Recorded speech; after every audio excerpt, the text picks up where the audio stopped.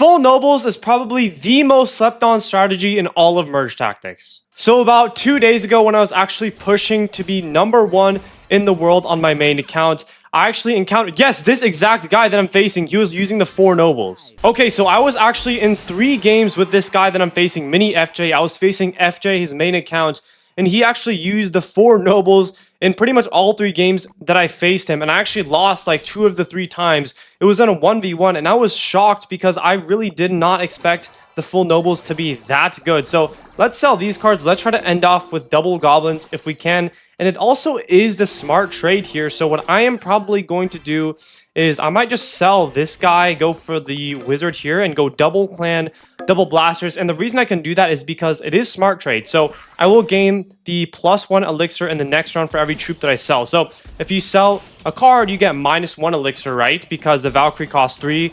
And if I sell it, I get 2 elixir here as it says, but I will get that 1 elixir back in the next round. So it's actually perfectly fine for me to sell the Valkyrie right there, in my opinion. But the 4 Nobles actually lost to this exact guy right here. So this is a very niche sort of comp that I haven't really seen too many people using. It is pretty known in the top of the leaderboard, so the top players, among those players, it's pretty well known. But other than that, it's not used too much, especially sort of towards the mid trophy range. It's not very used. So let's start off with our 4 Nobles here. Let's go for these guys, and I probably will stick with my current comp here. And nobody's really contesting me right now, which is a pretty good sign here. This guy has a Princess. This guy, oh, that's the same guy actually, so that's probably fine here. But as you can see, we're putting in some crazy work here. The Blasters are going crazy. And for the final 2 cards, other than the Nobles, you could use the Monk and the Executioner, I believe. So those are probably the 2 best combinations. Actually, you can also use the Bandit or the Mega Knight as well. A lot of combinations that you can use with these cards here. So let's grab the Musketeer here. And then the final card that I will need here is the Mega Knight. So let's try to go for that guy. Let's put in our Wizard here. And then, no, not the Mega Knight, sorry, the Golden Knight. I confuse those two sometimes. But let's go for the GK here. We have our final GK. We have the framework of our comp right now. So all we need to do is upgrade the rest of our cards. I hope we can at least maybe get like a 2-star Golden Knight. I always get it in the final round. I always get it in the last sort of cycle of the shop every time that happens to me, man. I just don't know why, but let's just go ahead and buy it right now, and let's just keep cycling more, because with this modifier, I'll get the 1 elixir I lose in the next round. So in the next round, we're literally going to get 18 elixir. That is actually ridiculous. So let's go for the Bandit now. We do upgrade the GK, which is very nice here. Let's upgrade the Executioner as well. Go for that Bandit upgrade, and we do 3-star our Executioner there, which is super good here. And hopefully we can go for a 3-star Bandit if possible. But I have a feeling, I have a tingling sensation that this FJ guy is going to be blocking my... Oh, he actually didn't block. Huh. Okay, I thought he'd actually block a lot harder, because the FJ guy, by the way, if you guys do not know, this guy literally peaked #1 and #2 in the world. Oh, we just got another 3-star there. I didn't really see what it was. Maybe, okay, a Bandit. He actually peaked top 1 and 2 about a couple seasons ago. So this guy is literally in contention to be the... Is that a word? And he's possibly the best player in the world, because he got top 1 and 2, I think, 2 seasons ago, which is absolutely ridiculous here. So let's see if we can beat possibly the #1 player in the world here. We are up against the King player here. He has full clan. That's fine with me. I have a full Bandit here, so that shouldn't be too bad. I think on the side, though, I will say I could go for maybe a Max Brutalist here on the side here. I don't think that's really taken. Yeah, it's not too contested here, but actually, let's block this other guy's cards here. I'm not sure why I'm not blocking FJ's cards here. I should definitely be doing that. So if we do lose, that's kind of on me. This is a pretty interesting comp, to say the least. I don't really think I've ever seen this comp. It's not even a real comp, but let's try to take this dude out here. And then I think, I mean, placement, to be honest, isn't too good, but he is blocking everything, to be fair. The only thing we need to be careful of here is the Queen, so we should have tried to, like, Prince that guy away. But, I mean, hopefully we survive. We are on, what, 8 HP, so we shouldn't be in too big of a pickle here. We also do take that guy out with the Princess shot. So we're honestly not in too bad of a spot here. My only hope is that hopefully we go against the dead Lung player next, and maybe we don't face FJ here, but we'll have to see. Unfortunately, we face FJ. But I'll tell you what I will do is I will actually switch this guy out. And maybe let's try to do a bit of an anti-assassin here. I don't really want his troops to get too much value here. So let's go ahead and do something like this. And hopefully we get value. Unfortunately, I think his XE is going to probably splash onto my Princess there last second here. But I'm just going to switch in the Mega Knight there. We all have the same traits, even with the Mega Knight instead of the Executioner. So hopefully this does better for us. A little tip is, if you can see if you have the most optimal comp, you need to have 1 max trait and 3 2 out of 4 traits with the Spirit Empress if you're going for a full trait. If not, then 6 2 out of 4 traits is best. But we do take out FJ, the #1 player possibly in the world. So that's really good here. Let's maybe I have a feeling FJ was blocking us, because I can guarantee FJ is much better than the other guy that we are facing right now. So let's try to maybe max out a card that we have. Nice, the golden. Yeah, so FJ was definitely blocking us there. So this should be a pretty easy victory, I hope. And unfortunately, he does anti-assassin there. So we are not going to be able to access his backline troops very easily here. But I think what I might do on the side is I could maybe go for a full ace. I can probably pivot to a full ace as well. It's very nice to just have another very good comp in your pocket, because in a lot of cases what your opponents will do is that they'll block your cards. So you're not going to be able to fully max out the comp that you're going for. But you can try to be a little sneaky and max out the other cards that are not in your comp. So what I think I will probably do is, I was going to say I was going to block the Skeleton King there, but unfortunately we are a bit too late here. So I think I might try to go for the 4 aces instead. So let's do something like this. We have our 4 aces in, and we do snipe his wizard, and the princess gets really good splash damage. So that's going to be super good.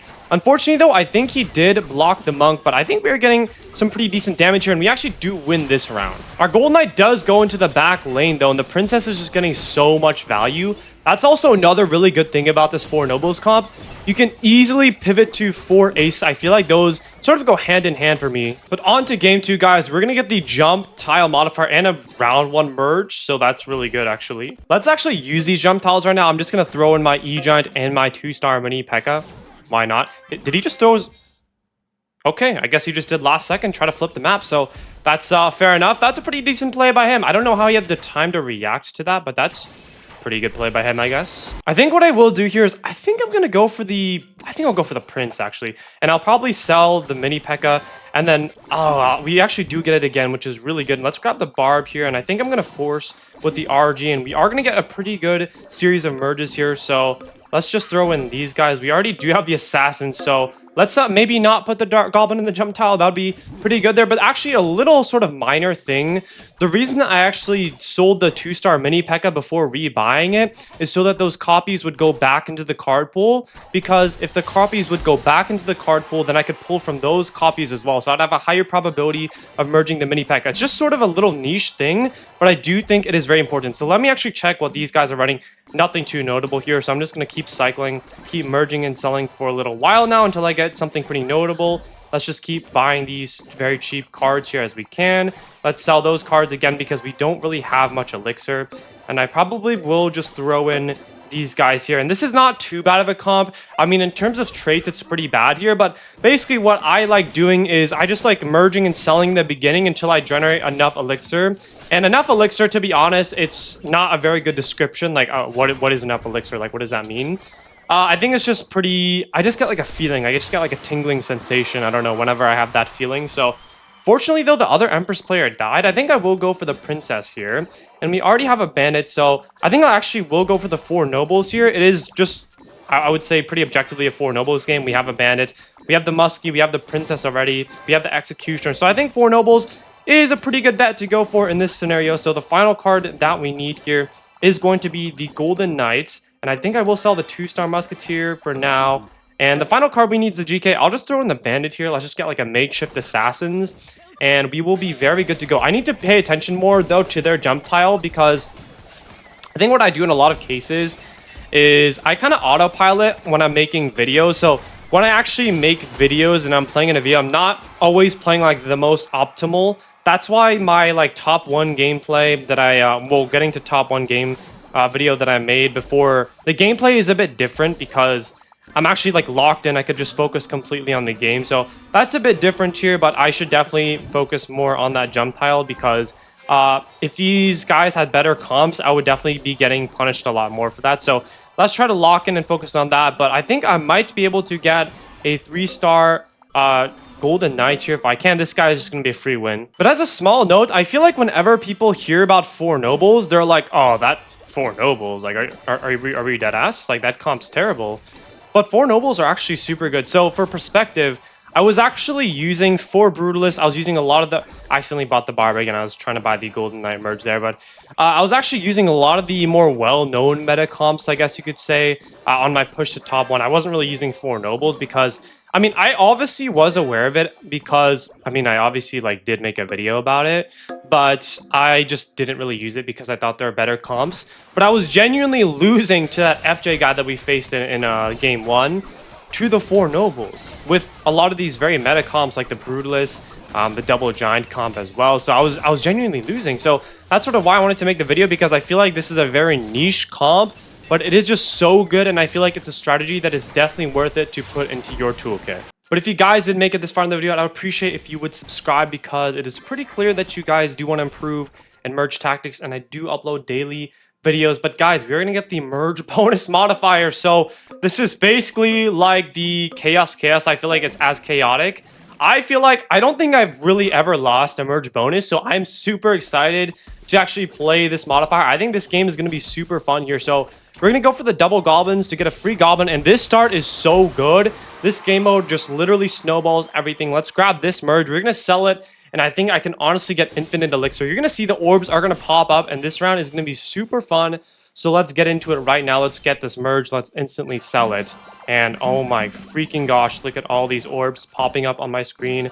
Merge, sell that, merge, sell that. Oh my gosh, this is actually insane. Let's keep going. I mean, I don't even know what is going on my screen, but I think we can definitely 3-star that. So let's put this guy obviously on the board. Let's put him on the board, and let's put the double P.E.K.K.A. So that's actually really good. Let's check what my opponents are using. Let's go for the 4 Brutalists because we already have a 3-star mini P.E.K.K.A. So, you know, I don't really see why not we go for that. So let's go for the Barb upgrade, P.E.K.K.A. as well. And I really just want to get a Skeleton King / Valkyrie at this point. I honestly might not even take the merge because I don't want all this crap on my screen. Let's go for the Skelly King here. And let's try to... I guess we maxed out the P.E.K.K.A. there. That's completely fine. Let's see if maybe I can grab the Queen there. That's pretty good. Let's upgrade the Queen here because the Queen is actually part of the comp here. And the final thing I need here is the Valkyrie, if we can go for that. Let's merge in. Let's get another Queen here. Let's put that guy on the field there. And maybe the Valks are all taken. This guy just got a 3-star Valk, but it's possible that was an additional Valk. So we are going to get another Valk there. Perfect stuff. And then let's just put the other Valkyrie on here if we can find him. We're going to get a Queen merge, 3-star Queen as well. I think I'll actually sell the Queen for now. We'll sell the 2-star Skeleton King here because I think how this modifier works is actually... because you generate an extra copy, when you sell the 2-star, you actually generate an additional copy. So you actually just kind of generate extra copies of cards out of thin air. So you can actually get 4 stars pretty easily. So that's how this modifier works. I've gotten a lot of 4 stars in the past here, but we just need to, boom, put in the Valkyrie. And we also need to go for a Skeleton King here. And as you can see, it's honestly probably possible that we can get a free Goblin Machine here. And we also might be getting, I think, let's do this. Let's just go for the 4 Brutes. And that guy actually just died, so that's going to be super good. But you basically just want to keep on selling those 2-stars here because you'll get more back. So let's grab the Goblin Machine there. If we merge it, we'll sell it again. And the cycle honestly just kind of repeats after that. So I'm just going to focus on myself. I'm not necessarily going to just try to block all these guys. Let's see if I can get anything good. We do merge the Queen, which is very nice. I also can't click on any of these orbs. Like, hello? I have no clue what's happening there, but we're going to go for the Queen here again. Maybe if I can 3-star the Queen, that would be really good. Let's not claim any of the orbs because the game is not working. And let's try to go for the other cards that we need here. All right, so this guy also does have a pretty respectable comp, but to be fair, we are playing the Spirit Empress, so we should have a massive advantage. Let's take that. Man, I'm literally 1 away from the 4-star Queen and the 4-star Goblin Machine, but I don't think I can actually quite get it just yet. We actually do get the 4-star Queen. That is super good. Maybe can I get the Goblin Machine? I think I'm gonna have to sell that copy actually. We do get another Queen here, but please just give me a 4-star Goblin Machine. I usually get more 4 stars. I don't know why we're not... Oh, this guy's a lot of 4 stars as well. This could be actually pretty bad here. We 4-star the Goblin Machine there. Hello? Okay, 4-star Queen. Let's just do this. Dude, that Golden Knight might get a freaking kill. Oh my god, we're going against a 4-star GK. Oh, wait, he doesn't have Assassins though? No? Oh my god, wait, how did we just die? I didn't even see how we died. All right, so I have a slight feeling that we are going to be cooked there, but I just tried to take out the skeleton dragons because I know they'd get one-shotted. But to be fair, 4-star monk is going to be insane. But that is going to be the very secret strategy. I don't think a lot of people are using the 4 nobles, so I hope you can find some value from adding that to your kit. But until then, guys, I'll see you in the next video. Peace.